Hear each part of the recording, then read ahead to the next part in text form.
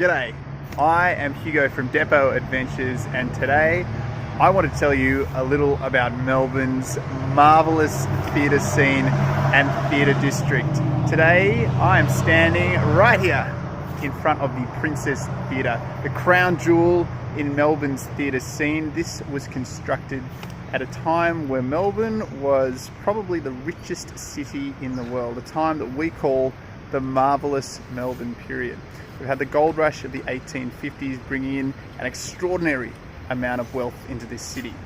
Now, with all this wealth, what do people do? Well, we're building banks, we're building places for people to spend their money, beautiful, ornate Victorian shopping arcades and theatres like this one here. This was replacing a kind of outdoor equestrian circus type theatre that was here before 1886 when this was constructed. Now, it was over budget, so it's nice to know that nothing really has changed in our construction and our large building works in Melbourne and probably around the world. But when it did open, this was state of the art. This theatre had some of the most modern lighting and staged lighting that was used in here. It also had the world's first retractable sliding roof for the sets to be swung in just up there. Quite remarkable. Now, this theatre hosted many amazing shows since then, all the way up until present day. And you'll note that just before everything hit here, that Harry Potter and the Cursed Child was playing here, coming direct from London all the way to Melbourne. And it's those sort of shows coming to Melbourne that have given us a reputation around the world as one of the theatre cities of the world. So we like to think that we're up there, and kind of the tier below New York and London is Melbourne. Maybe we can agree to disagree perhaps on that, but certainly we have a rich history of theatre in this country and in this city especially. It was in 1905 that the world's first feature film was shown, and it was shown right here in Melbourne. It was called Story of the Kelly Gang. Now, if you know anything about one of the most Australians of all time, know that it's a man who, a criminal, a bushranger as we call here, who has captured the imagination of Australians ever since the mid and late 1800s when he lived, up until his death in 1880, all the way through to present day. There's been 3 movies made about that man, as well as many telemovies and many stories and biographies written about him.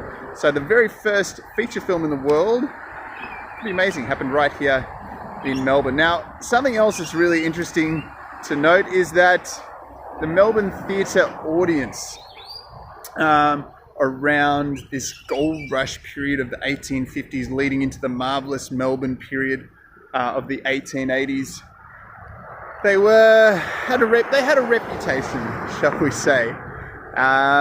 You see, they didn't have the same kind of class, old money, wealth, perhaps sensibilities as back in England and Europe. This was new wealth.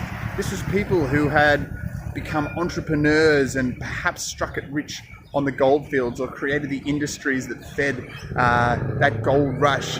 So with all this new money came a kind of new wealth and new money, and perhaps the people here didn't have those same sensibilities and social structures and politeness that was to be expected of a theatre crowd. So world famous actors were brought over to Melbourne in this period and were a bit shocked at the way that people would be calling out and talking throughout the performances. I'm going to tell you one more story that I think might interest you about Melbourne, about the theatre scene, and in fact about one man in particular.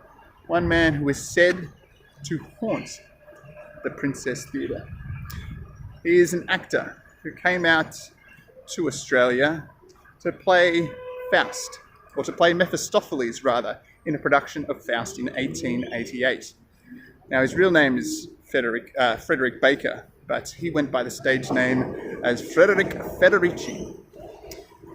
It's the opening night of the performance.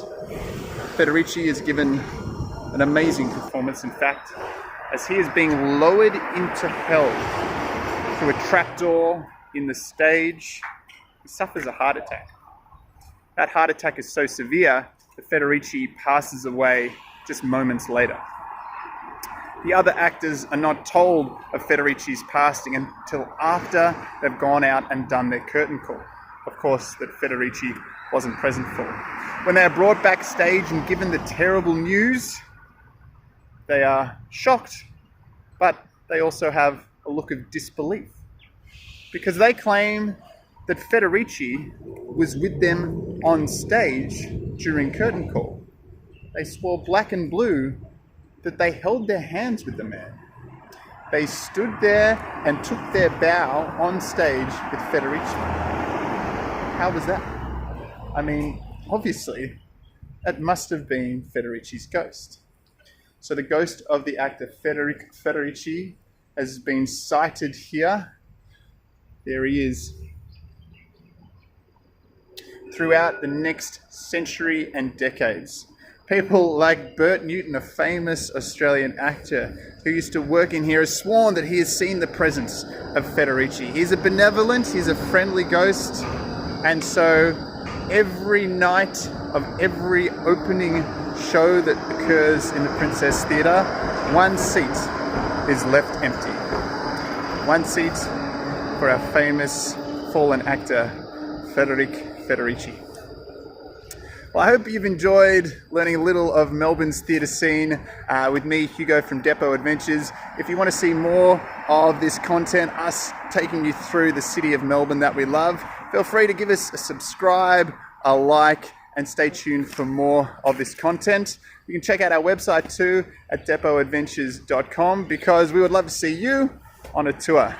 Thanks very much, and we'll see you soon.